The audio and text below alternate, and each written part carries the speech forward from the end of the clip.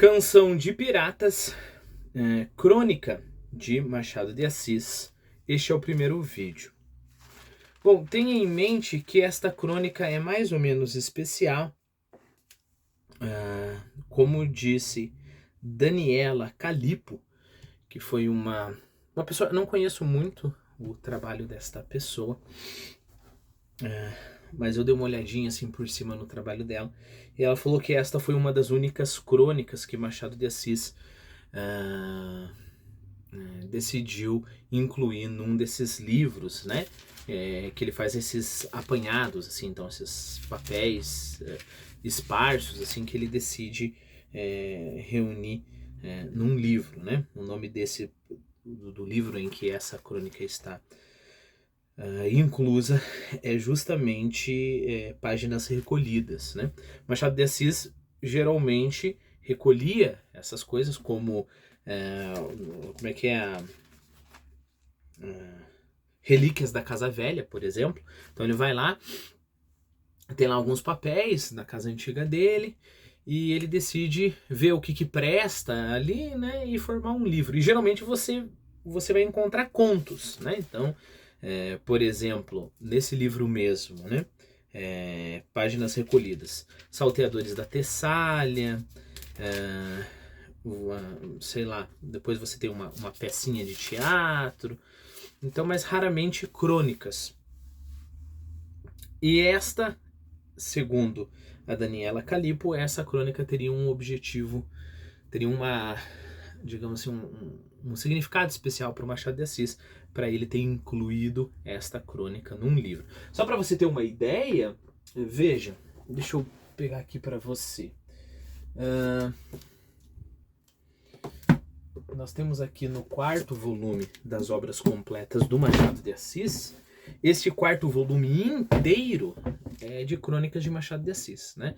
Não se engane pelo tamanho do volume, porque é muito mais do que isso, né? Essa edição tem páginas de Bíblia, tem uma edição, é uma página tão fininha que tem um monte de gente que critica essa edição da Nova Aguilar, mas nós temos aqui 1.400 páginas, mais ou menos, neste livro aqui, né?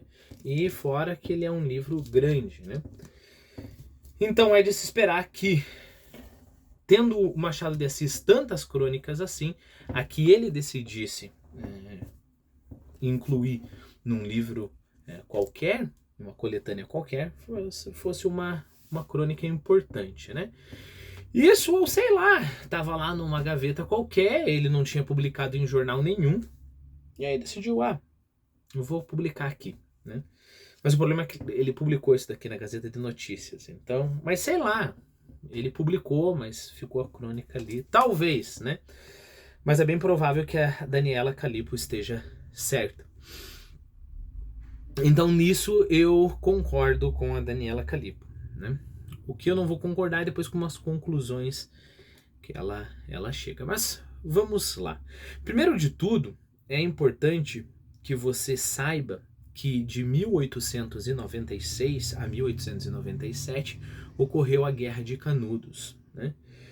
E é importante que você saiba que em 1893 o Antônio Conselheiro chegou. Então, 1893, o Antônio Conselheiro chegou à cidade que seria conhecido como Canudos por nós, né? Mas por seus habitantes seria conhecido como Belo Monte, né? Ou Monte Belo, ou até mesmo Belmonte, né?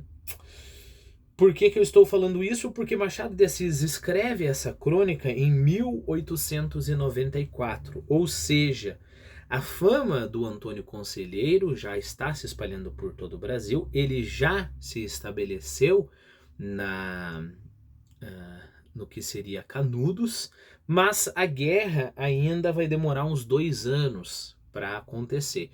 Mas já houve confronto com polícia, já houve confronto com forças armadas, os jagunços já saíram por toda a região, né, descendo cada vez mais, alguns dissidentes, o Machado vai falar isso, saqueando, roubando e assim por diante. Então tenha em mente que é um assunto muito atual e o desfecho ainda não aconteceu, ok? Então vamos lá. Telegrama da Bahia refere que o conselheiro está em Canudos com 2.000 homens. E ele coloca entre parênteses 2.000 homens, perfeitamente armados. Que conselheiro? O conselheiro. Não lhe ponhas nome algum, que é sair da poesia e do mistério. É o conselheiro, um homem, dizem que fanático, levando consigo a toda parte aqueles 2.000 legionários. 2.000 legionários. Pelas últimas notícias, tinha já mandado um contingente a Alagoinhas. Temem-se no Pombal e em outros lugares os seus assaltos. Primeira coisa que eu gostaria que você tivesse em mente é isso, né? Que conselheiro. Não, é o conselheiro. Não lhe ponhas nomes. Primeira pergunta que eu gostaria que ficasse assim, soando na tua mente. Ué, mas por que que o Machado não quer pôr nome ao conselheiro? Afinal de contas, as crônicas originalmente você é um comentário, né? Um comentário de todas as notícias. Então é um tipo de reportagem, mas com uma liberdade um pouco maior, né? Então por que não trazer dados mais específicos? Fique com isso em mente. Jornais recentes afirmam também que os célebres clavinoteiros de Belmonte, Belo Monte, né? Monte Belo, tem fugido em turmas para o sul, atravessando a comarca de Porto Seguro, né? Clavinoteiro, lembre-se que clavinote é um tipo de espingarda muito antiga, né? Então, clavinoteiro pode tanto, nesse contexto, significar um bandido sertanejo ou um soldado armado, né? É claro que nesse caso nós estamos falando dos bandidos sertanejos, né? Jornais recentes afirmam também que os célebres clavinoteiros de Belmonte têm fugido em turmas para o sul, atravessando a comarca de Porto Seguro. Essa outra horda, para empregar o termo do profano vulgo que odeio, não obedece ao mesmo chefe, né? Novamente, fica com a pulga atrás da orelha. Por que que ele não gosta de empregar o termo de horda, por exemplo, esse grupo, né? E por que que ele não gosta de empregar um termo que o vulgo usa? Né? Parece que ele procura uma linguagem mais o quê?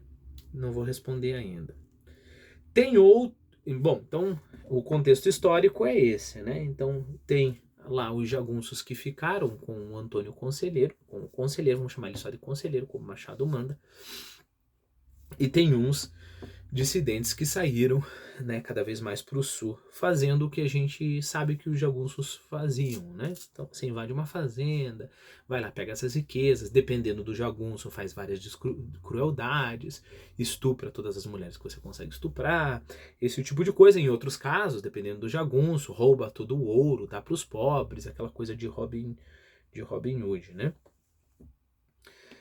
Bom, então nós temos esses dissidentes, né? E nós temos também os que ficaram lá com o Antônio Conselheiro, né? Bom, eu vou abrir um outro vídeo para a gente continuar.